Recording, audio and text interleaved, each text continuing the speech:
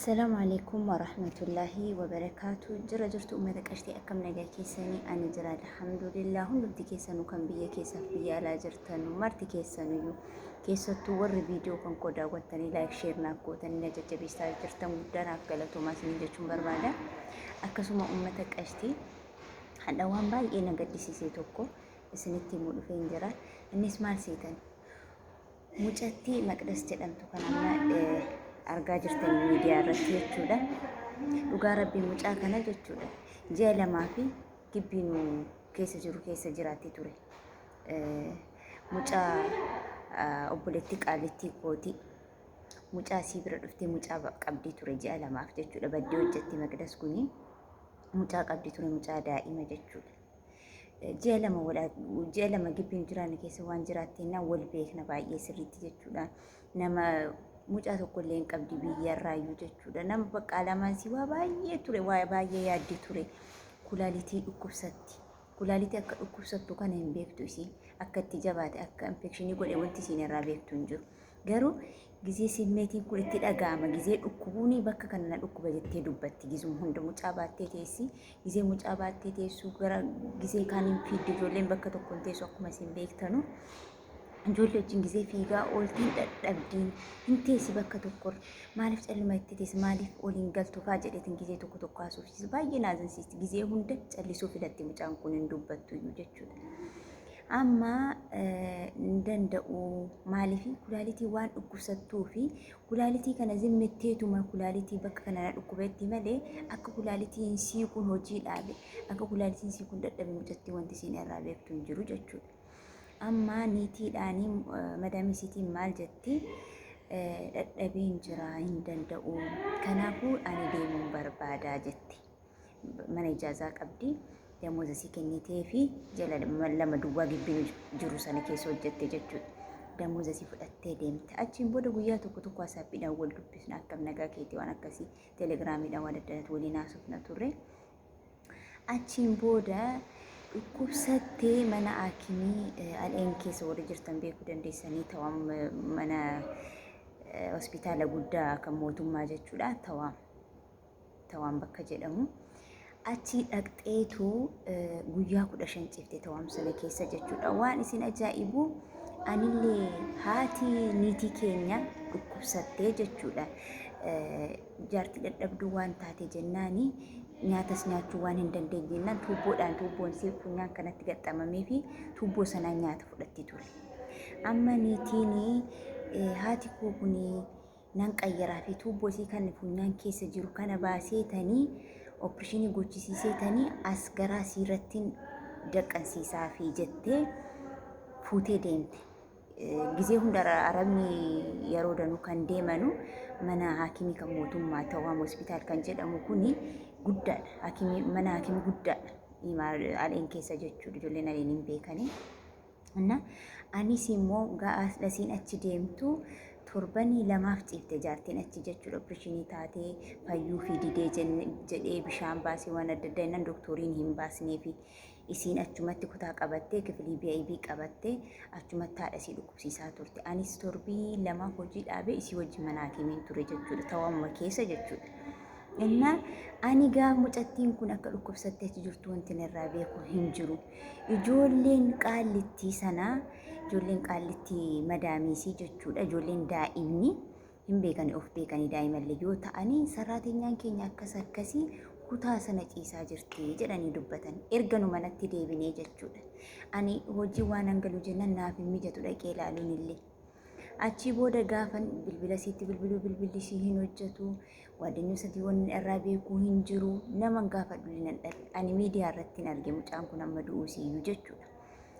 Amma mana haakimii deemee ilaala gaafan jedhu namatti illee agarsiisanii jedhan. Ani amma gaafan taa'ee yaadu halkanii kanan dhagaye jechuudha du'uusiillee.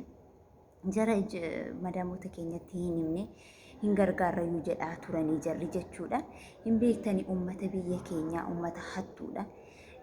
waan baay'eedha kan jarri dubbatan. Garuu mucattii kanaaf namni baay'een sagalee hin taane dhugaa dubbachuudhaaf baay'ee qalbiin na cabee baay'ee rifadhee fi mucattii kana garuu wamaa gochuu hin dandeenye. Ani hamma kanas nama bakkee wantiin irraa beeku hin jiru. Maaliif ani hojiidhuman hojjedha waan ta'eef bakka hojiin oola waan ta'eef iyyuu nama bakkee kana namni irraa beeku hin jiru jechuudha. Kanaafiyyuu ani halkan waan dhagahee fi mucaan kun dhukkubsattu yeroo duraa erga to'am keessaa baane niitiin keenya gara manaatti galtee mucaan niitii dubbatte saraatenyaan keenya akkasuma Maqdasii to'am mana hakimii ciistee jirti argeetiin jira kutaa akkasitti jettee dubbattee jirti. Ani garuu maaliifis raftiin qabu to'am dhaqee ilaaluu hin dandeenye.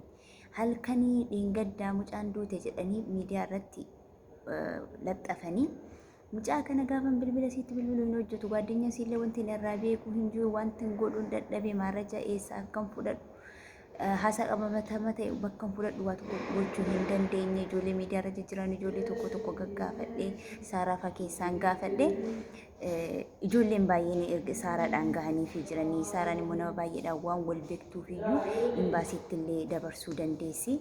Mucattiin immoo paaspoortii isiyyuu arbaan isii hin kennu jedhee duraan caqacaqaa ture. Paaspoortii fudhattee biyyatti galuu duraan hin barbaadde ture. Akkasii yaa obboleewwan keenya nuti waan baay'ee yaanna ganaa jiraanna jennee yaanna. Mucattiin kun alaamaan isii waa danuu ture waa danuu yaaddi ture. Nan du'a biyya namaatti nan du'a biyya namaatti nafetti takkaallee yaaddee hin beektu. Kanaafuu ani ergaan isinii dabarsu mucaan kun kufteeti jechuudha. Ijoolleen mana ijaazaas feedii godhe kulaalitichi erga lafatti darbeeniiti erga lafaan dhaheeni jechuudha.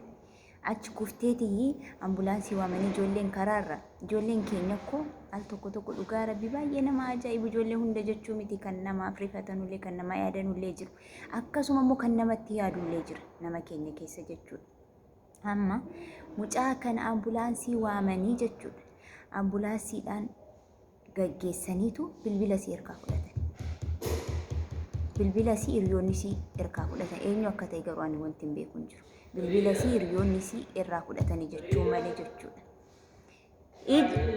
Yala askar sabar እና isinii of eeggadha yoom duuna jennee yan keessattuu nuti jechuudha dhugaa rabbi akka zeegaa biraa miti zeegaan biraa of dursu malee hojii madaamaa hin dursanu nuti garuu jechuudha ijoolleen keenya hundumtu jechuudha ijoolleen Itoophiyaa hundumtu hojii dursu malee ofiif hin yaadan of hin dursan mee zeegaa biyya biraa mee Indoneesiyaa ilaala Filipiinii ilaala Siriilaankaa zeegaa hundumayyuu jechuudha hojiidhaaf dursa bootaa hin kennan ofii isaaniitiif ganama yookaan qursii jaraa nyaatu malee mana qulqulleessa akkanan godhafatanii cofatan tokko isa hin jedhan dura nyaata jaraa nyaatu hin dhiqatu achiin booda sa'aatii misaa isaanii dabarsan sa'aatii raatii isaanii dabarsan sa'aatii isaatiitti fayyadu nu garuu jechuudha ofumaa koorraa yoo kaaseen hojiidhaafan dursa bootaa kenna malee ofii kootiif dursa mataa hin kennu.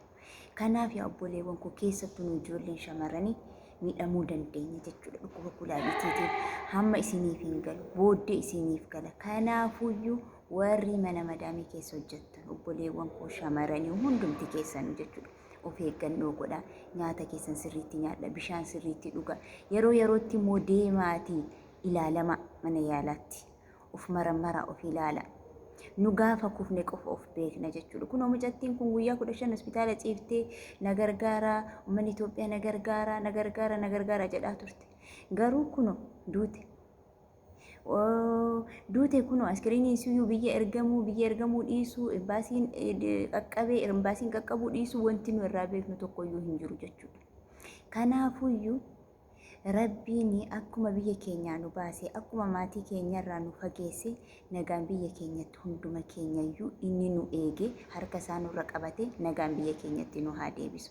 Garuu ergaan koo inni cimaan obboleewwan koo shamarranii waan guddaa ol hin fuudhinaa.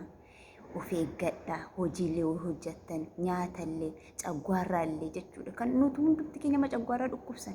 Caggaarraan kun maalirraa akka ka'e sa'aatii beelofnutti nyaanni dhibee miti mana arabaa nyaanni guutee jira. Nu ofii keenyaaf jiraanna miti namaaf hin jiraannu. Garuu dursa ofii keenyaaf bootaa waan hin kennineef keessattuu nu hin miidhamna jechuudha. Caggaarraan keenya gubatee waan daaku erga dhabee booda kan nyaata nyaannu nyaanni sun nutti deebi'ee nuuf hin hojjetu. Dhukkuba nutti ta'a. Wanti hunduu sa'aatiitti ta'uu qaba. Of eeggadhaa. Yeroo yerootti deemaa ilaalamaa. Baay'een gadi dhugaa rabbii. An ofumaa kootiyyuu jechuudha of shakkuun jalqabe bakka. Kanaafuu an ergaan koo kanuma obboleewwan kan koo rabbi hunduma keenya nu haa eegu bakkuma jirtanitti nagaanaaf ta'a.